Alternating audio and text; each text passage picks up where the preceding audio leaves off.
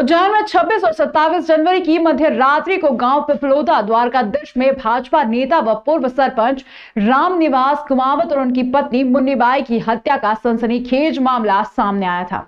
घटना की जानकारी लगते ही एसपी सचिन शर्मा तत्काल मौके पर पहुंचे। वहीं मामले को मुख्यमंत्री डॉक्टर मोहन यादव ने भी संज्ञान में लिया और ट्वीट किया था। जांच के लिए एसआईटी गठित की गई और आरोपियों का सुराग बताने वाले को 20,000 का इनाम भी घोषित किया गया। घटना के 72 घंटे के भीतर पुलिस ने इस दोहरे हत्याकांड का खुलासा कर दिया। एएसपी गुरु प्रसाद पारास्तर ने बुधवार को पुलिस कंट्रोल रूम पर प्रेस वार्ता कर बताया कि दो आरोपी चोरी की नीयत से शाम के समय दंपति के घर के आंगन में घुसे थे। रात्रि तक में छिपे रहे और इसके बाद खिड़की तोड़कर घर के अंदर प्रवेश किया। मृतक दंपति से आरोपियों की झड़प भी हुई। आरोपियों को कुछ खरोच भी आई। ऐसे में आरोपियों ने चाकू व अन्य धारदार हथियार से दंपति को मौत के घाट उतार दिया। घटना के बाद तिजोरी तोड़ने की कोशिश की परंतु नहीं टूटी। ऐसे में 2000 नगद और चांदी के जेवरात ही चोरी कर पाए। खास बात तो यह रही कि दोनों मुख्य आरोपी अल्फेज और आरिफ गांव के ही रहने वाले हैं। वहीं इनका सहयोग करने वाले दो अन्य आरोपी भी ग्रामीण ही हैं, जिससे पुलिस पूछताछ कर रही है। दोनों मुख्य आरोपियों की गिरफ्तारी हो चुकी है। अब पुलिस आरोपियों को न्यायालय में पेश कर रिमांड लेगी। वहीं पुलिस टीम को 20,000 का इनाम भी दिया जाएगा। यहाँ बता दें कि पुलिस ने मामले में थाना नरवर में लूट और हत्या की धारा 397 व 302 में केस दर्ज किया था। विगत दिनों 26-27 की दरमियानी रात थाना नरवर अंतर्गत ग्राम पिपलोदा द्वारकाधीश में एक दोहरे हत्याकांड की घटना सामने आई थी, जिसमें तत्काल नरवर थाने की टीम पहुंची थी। वरिष्ठ अधिकारी हमारे पुलिस अधीक्षक महोदय आईजी साहब पहुंचे थे।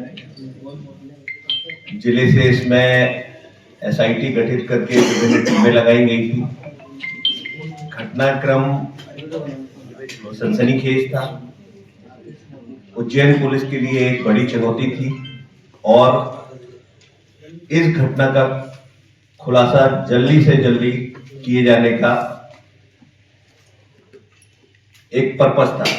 इसमें कल आरोपियों को हत्याकांड में 4 आरोपियों को कल जो है हिरासत में लिया गया था। इनसे जब पूछताछ की गई, इनके फैक्ट्स को वेरीफाई किया गया, तार से तार मिलाए गए, पूरे घटना का पर्दाफाश हुआ। घटना इन्होंने किस तरीके से की है वो जानकारी प्राप्त की गई और इन्होंने जो आला जरब घटना में यूज किए थे वो जब्त किए गए हैं।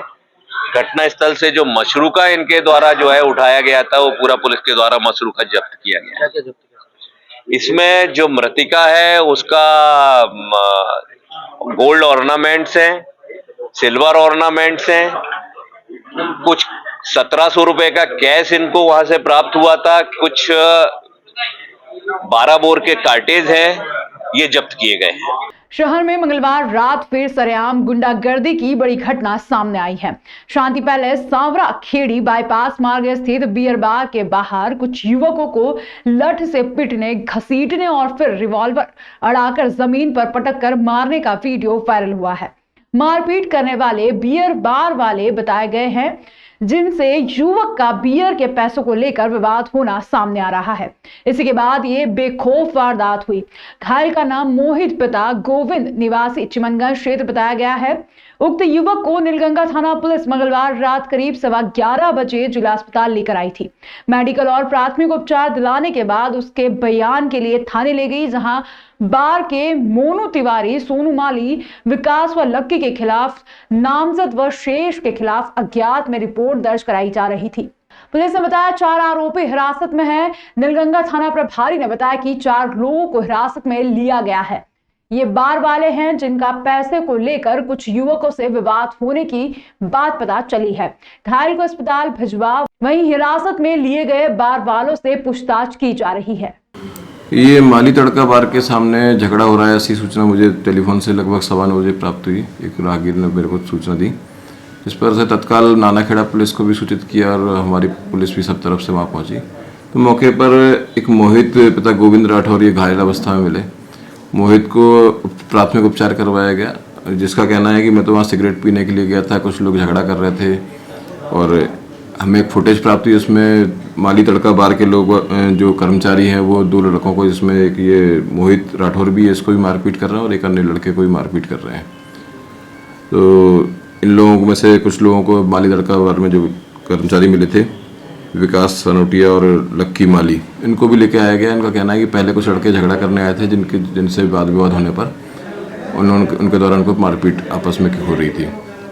प्राथमिक तौर पर अभी स्थितियां स्पष्ट नहीं है, इसमें जांच हम कर रहे हैं और कुछ देर में इसकी स्थिति हमें स्पष्ट हो जाएगी। पिस्टल से मारना भी बताया जा रहा है।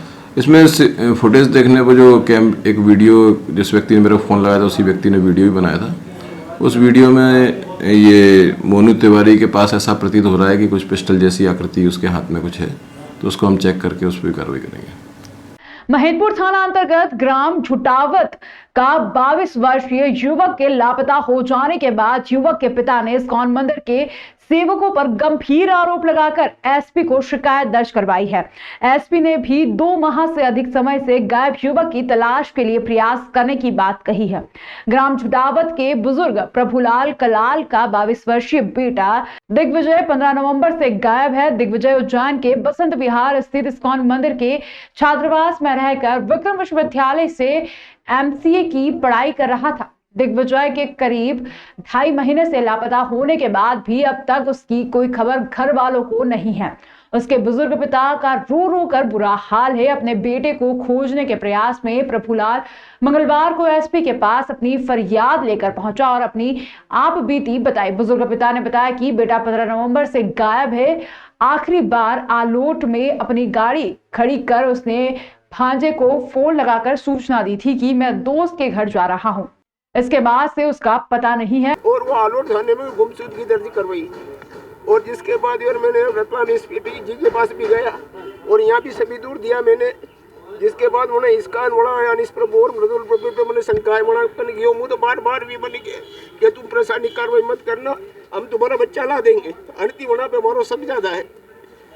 नौकरी नहीं करता, डिपार्टमेंट कॉलेज में पढ़ता था और मैं पैसे देता था 4000 महीनों। बसंत बिहार में इनका हॉस्टल है और अना लोग वाटर सब पे बात करी नन्ने मन्ने बुलाया या स्थिति माने कम से कम हमारा बच्चा मलाड़ दे भले बच्चों वो वालिंग है नहीं वो रे तो भले ही रे मैंने मन लो तो चीज हमारे बच्चों फोन चालू हुई जाए बस अतरो चीज।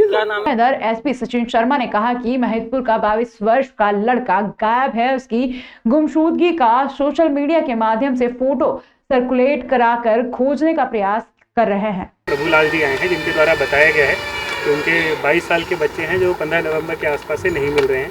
उनका ये कहना है कि वो यहीं पे पढ़ाई किया करते थे और इस्कॉन मंदिर में ऐसे कहीं ना कहीं पे जुड़े हुए थे। क्योंकि लंबा समय हो गया और उम्र भी 22 साल है, तो हम लोग इसमें जो एसओपी होती है खासकर जो गुमशुदा बच्चे होते हैं उसको लेकर हम एक्टिव रहेंगे और इनका फ़ोटो प्राप्त करके सब जगह मीडिया सोशल मीडिया के माध्यम से सर्कुलेट करा के टेक्निकल डेटा के आधार पर बच्चे की जल्दी दस्तयाबी का प्रयास करेंगे। नर्सिंग ऑफिसर्स के 6 दिन का वेतन काटे जाने के बाद एक वेतन वृद्धि रोकने के आदेश का विरोध शुरू हो गया है, जिसको लेकर नर्सिंग ऑफिसर्स ने मोर्चा खोलते हुए कार्यवाही को निरस्त किए जाने की मांग की है।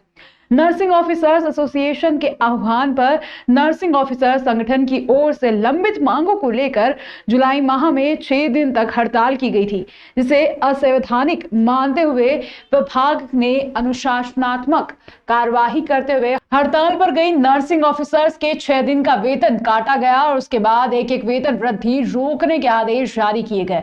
इसको लेकर जिला अध्यक्ष संगीता शर्मा, उपाध्यक्ष नीता सिंह व सचिव भावना गोटवाल का कहना है कि हड़ताल असंवैधानिक थी तो विभाग को 10 जुलाई 2023 के पहले ही क्यों नहीं रोका गया, कोर्ट के आदेश को पहले क्यों नहीं भेजा गया।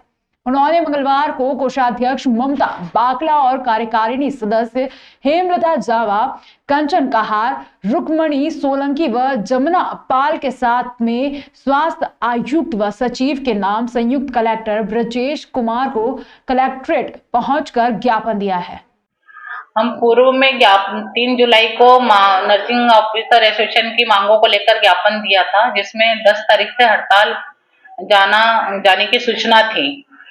और जब हम लोग हड़ताल पे गए तो मिनिस्टर के द्वारा आश्वासन देने के बाद हम लोगों ने हड़ताल स्थगित कर दी थी। उसके बावजूद भी हम समस्त मध्य प्रदेश के नर्सिंग कैडर पर कार्रवाई करते हुए 6 दिन का वेतन काटा गया और एक एक वेतन वृद्धि रोकने के आदेश दिए गए। तो अभी माननीय मुख्यमंत्री जी मोहन यादव जी से हमारी अपेक्षा है कि पूर्व की गई जो कार्रवाई निरस्त करते हुए हमारा वेतन जो काटा गया उसको दिया जाए और जो कार्रवाई की गई उसको निरस्त किया जाए। मोहन यादव जी सरकार कर्मचारी हितैषी सरकार होने के कारण हम उनसे ये अपील करते हैं।